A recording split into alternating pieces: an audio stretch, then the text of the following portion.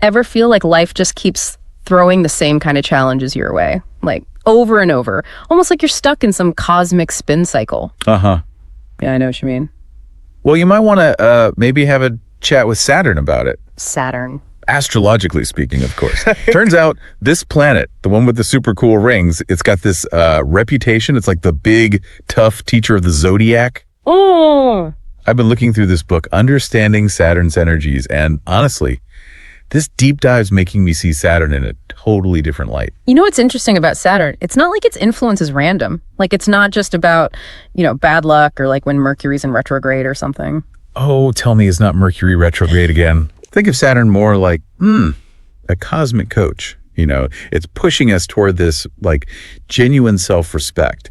And trust me, that is worlds away from just chasing like fleeting self-importance. Ooh.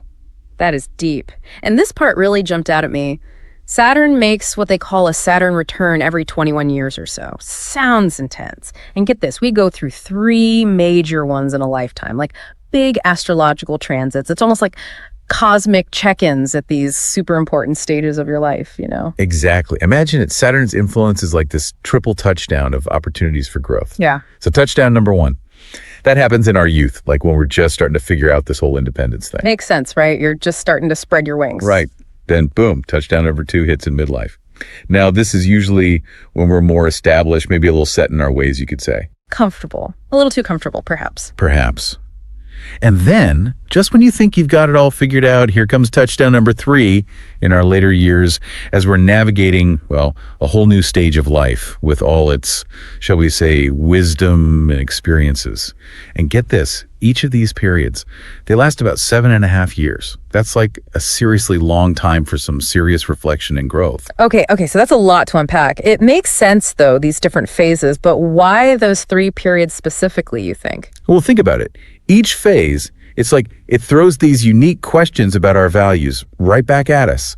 Early on, it's testing what we believe in while we're still figuring everything out. Because who were we back then even? Seriously. Exactly. Then midlife, it throws challenges our way when we might be a bit, shall we say, more attached to our routines and beliefs. And later on, well, that's about looking back at those values with hopefully a bit more wisdom than we had at 20.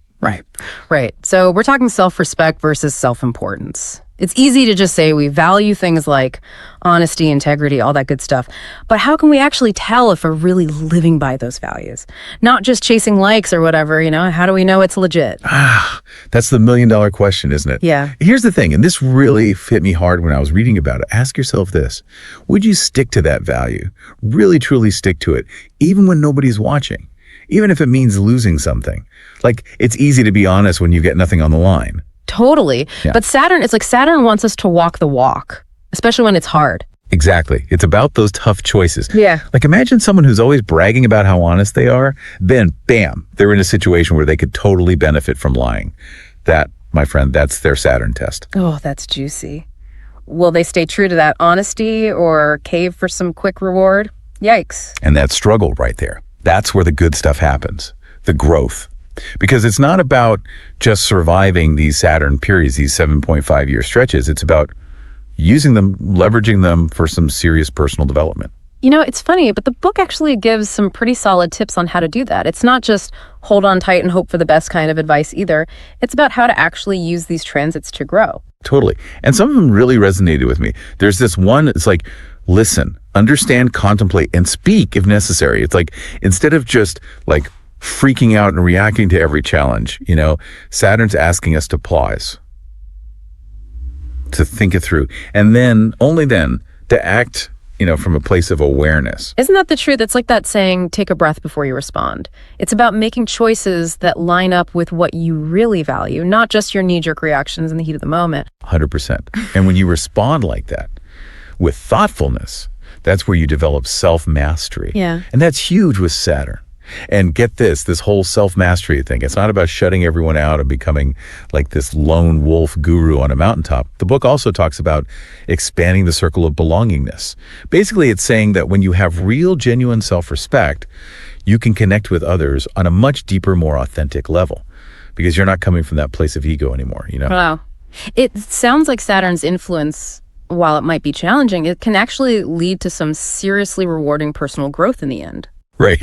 It's like Saturn's got this rep for being the Lord of Karma in Vedic astrology. It's always emphasizing that it's going to reward you for aligning with your values, but it's also going to give you a little cosmic nudge or maybe a shove if you start to stray too far from the path, you know? It's like Saturn's not just this cosmic killjoy, but it's this guide, this teacher that's kind of pushing us, always pushing us to become the best versions of ourselves. Man, there's so much to process here. As we're talking, I can't help but think like, wow, how is Saturn messing with me right now? You know, it makes you think. It's impossible not to see these things playing out in our own lives, right? And it really is. And if Saturn throws those curveballs based on our values, then what do your challenges say about your values? Something to chew on as we wrap up this deep dive, folks.